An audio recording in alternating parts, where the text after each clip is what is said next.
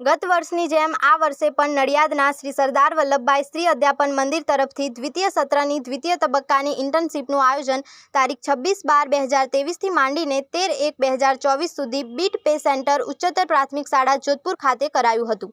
આયોજનની વાત કરવામાં આવે તો તાલીમાર્થી બહેનો દ્વારા પ્રાર્થના સભાનું આયોજન કરવામાં આવ્યું હતું। આયોજિત કાર્યક્રમમાં સૌપ્રથમ મહેમાનોનું સ્વાગત ગીત સાથે કરવામાં આવ્યું હતું।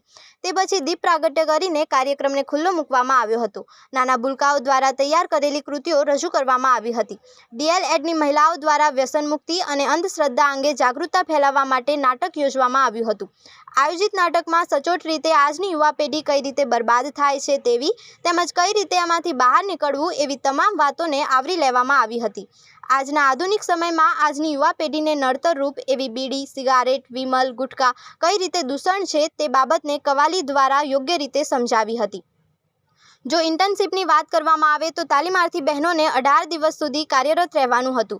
દરરોજ સવારે પ્રાર્થના સંમેલનનું આયોજન કરવામાં આવતું હતું। ત્યારબાદ 2 તાસ અવલોકન કરવાનું હતું। પછી 4 તાસ શૈક્ષણિક કાર્ય કરવામાં આવતું હતું, જેમાં બાળકોને જે વિષયમાં સમજણ ન પડે તે વિષય પર વધુ ભાર મૂકવામાં આવતો હતો। તે પછીના સમયમાં 2 તાસ સહ અભ્યાસિક પ્રવૃત્તિ પણ કરવામાં આવતી હતી, તેમજ સાથે સાથે દિન વિશેષની ઉજવણી કરવામાં આવતી હતી। આયોજનના ભાગરૂપે મુખ્ય મહેમાન તરીકે ગામના સરપંચ મણિબેન, સરદાર વલ્લભભાઈ સ્ત્રી અધ્યાપન મંદિરના આચાર્ય ડોક્ટર પ્રીતિબેન રાઠોડ તેમજ શૈલેષ રાઠોડ પણ ઉપસ્થિત રહ્યા હતા। તેમજ ગામના વડીલો અને દાતાઓ, આશ્રમ શાળાના આચાર્ય ભલાભાઈ પ્રતાપભાઈ પણ હાજર રહ્યા હતા। આરતીબેન પરમાર તરફથી ભોજનની પણ વ્યવસ્થા કરવામાં આવી હતી। ગામના દાતાઓએ કૃતિ અનુસાર બાળકોને દાન પણ આપ્યું હતું। મહારાણા પ્રતાપ ગ્રુપ જોધપુર દ્વારા તાલીમાર્થી બહેનોને ભેટ આપવામાં આવી હતી। આયોજનના અંતે બાળકો તેમજ ગામમાંથી પધારેલ વડીલોને ભોજન કરાવવામાં આવ્યું હતું। શાળાના આચાર્ય છત્રસિંહ ઝાલા આભાર વિધિ કરીને કાર્યક્રમને પૂર્ણાહુતિ તરફ લઈ ગયા હતા। અમારી ઇન્ટર્નશીપ તારીખ 26/12/2023 થી તારીખ 13/1/2024 એટલે કે આપણને એવું લાગે ને કે 1 વર્ષનો સમયગાળો થઈ ગયો, 2023 થી 2024 સુધી। તો અમે તારીખ 26/12/2023 થી 13/1/2024 સુધી આ શાળામાં ઇન્ટર્નશીપ પૂર્ણ કરી। તેમાં અમને આ શાળાનો અને આ શાળાના સ્ટાફનો, ગ્રામજનોનો અને બધાનો સારો એવો સાથ સહકાર મળ્યો છે। તમે બધા અમને સાથ સહકાર આપ્યો તે બદલ તમારો ખૂબ ખૂબ આભાર। અને બાળકો પણ એટલા એક્ટિવ છે કે અમે જે પણ કંઈ પ્રવૃત્તિ કરાવીએ તે પ્રવૃત્તિમાં સારી રીતે ભાગ લીધો અને તે પ્રવૃત્તિને આગળ વધારી। તો તમારા બધાનો આભાર। નમસ્તે, મારું નામ ઝાલા મિત્તલબેન ભૂપેન્દ્ર કુમાર છે। આ ઇન્ટર્નશીપ દરમિયાન મને ઘણા બધા અનુભવ થયા છે। આ ઇન્ટર્નશીપમાં હું આચાર્ય તરીકેની ભૂમિકા ભજવતી હતી। બધાને એવું લાગતું હશે કે આચાર્ય એટલે કે મોજ મજાનું જીવન, પરંતુ હકીકતમાં એવું હોતું નથી। ઘરમાં જેમ ઘરનું સંચાલન દાદા કરે છે તેવી જ રીતે શાળાનું સંચાલન શાળાના મુખ્ય શિક્ષક એટલે કે આચાર્ય કરે છે। આ ઇન્ટર્નશીપમાં અમને શાળા પરિવાર, આચાર્ય સાહેબ અને બાળકોનો સારો એવો સાથ સહકાર મળ્યો હતો। નમસ્કાર, મારું નામ સુમનબેન અજીતભાઈ રાઠોડ છે। એવું કહેવાય છે કે જીવનમાં આગળ વધવા માટે આપણા માતા પિતા પછી આપણા ગુરુજનો હોય છે, જે આપણને આપણા જીવનમાં આગળ વધવા માટે એક અનોખી ઉડાન આપે છે। અમારી કોલેજ સરદાર વલ્લભભાઈ સ્ત્રી અધ્યાપન મંદિર દ્વારા અમને ઇન્ટર્નશીપ કરવાનો મોકો મળ્યો તે બદલ તેમને હું ખૂબ ખૂબ આભારી છું। એક વાત સાચી જ છે કે આપણા માતા પિતા અને આપણા ગુરુજનો આપણને એમનાથી પણ ઉપર જોવા માંગે છે। મને આ ઇન્ટર્નશીપ દરમિયાન એ શીખવા મળ્યું કે બાળકોને સાચવવા એ જેવી તેવી વાત નથી। તેથી હું ધીમે ધીમે મારા અનુભવમાંથી શીખવા મળ્યું કે બાળકોને સાચવવા કેવી રીતે વસ્તુ। મારું નામ સોલંકી વર્ષાબેન પરવતસિંહ છે।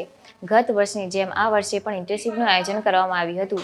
જો ઇન્ટર્નશીપની વાત કરવામાં આવે તો તેમાં અમારે 18 દિવસનું આયોજન કરવામાં આવ્યું હતું।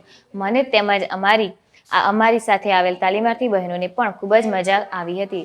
જો આ વર્ષની વાત કરવામાં આવે તો અનુભવના આધારે બાળકોને ભણાવવાની તેમજ તેમને કઈ રીતે શિસ્તબદ્ધ રાખવા તેની સમજ આપી હતી। બાળકો એ આવતીકાલનું ભવિષ્ય છે, તો આ વાત તદ્દન સાચી છે કે બાળકો અને શિક્ષકો વચ્ચેનો જેવો સ્વભાવ હશે એવી જ બાળકની કેળવણી થશે અને જેવી બાળકની કેળવણી હશે એવું જ બાળકો આવતીકાલનું ભવિષ્ય બનશે। સરસ મજાનો કાર્યક્રમ તમે રજૂ કર્યો। તમારા સરપંચ અત્રે ઉપસ્થિત છે અને એ બધાને પ્રોત્સાહિત કરતા હતા। એની સાથે સાથે સૌથી આનંદની વાત એવી કહેવાય કે જેની છત્રછાયા હેઠળ કામ કરવામાં શિક્ષકો, બાળકોને આનંદ મળે એવા આચાર્ય છત્રસિંહ ભાઈ એટલે ઉપસ્થિત છે અને એમણે જે રીતે આખો કાર્યક્રમ ડિઝાઇન કર્યો, એટલે આમ તો જનરલ એવું બને કે બાળાઓ જ સરદાર વલ્લભભાઈ સ્ત્રી અધ્યાપનની બાળાઓ આ સંચાલન કરતી હોય, પરંતુ જ્યારે આચાર્ય અને એના શિક્ષકો એમાં જોડાય તો સોનામાં સુગંધ ભળે। ખાસ આજે એટલું કહેવાનું કે ગામમાંથી ઘણા બાળકો ભણીને સાયન્સ સ્ટ્રીમમાં, કોમર્સ ને આર્ટ્સમાં આગળ વધ્યા છે. એમાં ગ્રામજનોનો સાથ સહકાર હોય.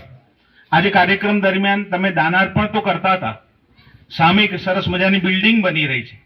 આવનાર દિવસોમાં આ શાળા એ બેઝિક એટલે કે પાયો બનવાની છે. જુદી જુદી સુવિધાઓ અહીંયા વિકસવાની છે. એમાં જેટલું ગ્રામજનો માતા પિતા તરીકે તમારું યોગદાન આપશો, સંસ્કાર આપશો. આજના જે કાર્યક્રમોમાં મૂલ્યો હતા, તમે બધાય સમજ્યા હશો અને જાણતા હશો. તમારા પરિવારમાં જો મૂલ્યો જીવતા હશે અને ગ્રામજનો માતા પિતા જો એને વેગ આપશે, સતત પ્રોત્સાહિત કરશે, તો આ બાળકો આવનાર દિવસોમાં માત્ર જોધપુર પૂરતા નહીં, મહીસાગર અરવલ્લી વિસ્તાર પૂરતા નહીં, પણ ગુજરાતના કોક ખૂણામાં આઈપીએસ, કલેક્ટર, મામલતદાર એવી જગ્યા ઉપર જઈ શકે. અને આ માટે તમારી જાગૃતિ શિક્ષકો સાથે સુમેળ જરૂરી છે. તમે એમને યોગદાન આપતા રહો, સમય આપો. સાથે બાળકોને ખાસ સૂચના કે શિક્ષકો આટલા બધા તલ્લીન થઈને તમારી સાથે કાર્યક્રમોમાં જોડાય છે, તો તમારી જવાબદારી બને છે માત્ર કૃતિ પૂરતું નહીં, કાર્યક્રમ પૂરતું નહીં, પરંતુ તમારા અભ્યાસ શિક્ષણમાં પણ વિશેષ રસ લેજો. ધોરણ 10 અને 12 કારકિર્દીનું વર્ષ ગણાય, એટલે તમે 8મામાં કે 7મામાં હો ત્યાંથી શરૂઆત કરી દેજો કે મારે 10મા અને 12મામાં ટોપ થવું છે, સારા ટકા લાવવા છે, અને કારકિર્દી નક્કી કરી દેજો કે મારે ટીચર બનવું છે તો સ્ત્રી અધ્યાપન મંદિર નડિયાદમાં સારામાં સારી કોલેજ છે. બીએડ કરવું છે તો બીએડની કોલેજો પણ વીરપુર અને આજુબાજુના વિસ્તારમાં છે. સાયન્સ સ્ટ્રીમમાં જવું છે, ડોક્ટર એન્જિનિયર થવું છે, તો પછી 10 પછી 11 12માં ટેલેન્ટેડ બનજો. આ બધા ગુણ તમારામાં વિકસશે તો એક દિવસે જોધપુરના બેઠેલા બધા જ બાળકો કોઈને કોઈ ક્ષેત્રમાં આગળ વધશે.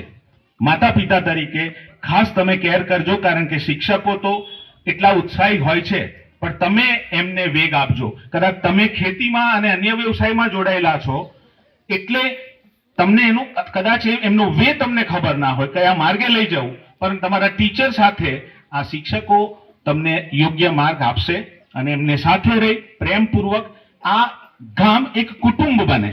કુટુંબની ભાવનાથી તમે બધા જોડાયેલા રહેશો તો એક બાળકનો ઉદ્ધાર થશે, એક બાળક સફળ થશે. તમામ તાલીમાર્થી બહેનોને અભિનંદન. ખૂબ જ સુંદર કાર્યક્રમ રજૂ કર્યા. ટૂંકા ગાળામાં આટલો સુંદર કાર્યક્રમ રજૂ કરવો અભિનંદનને પાત્ર છે. અને શાળા પરિવાર તમામ શિક્ષકોને પણ ખૂબ ખૂબ અભિનંદન. Thank you.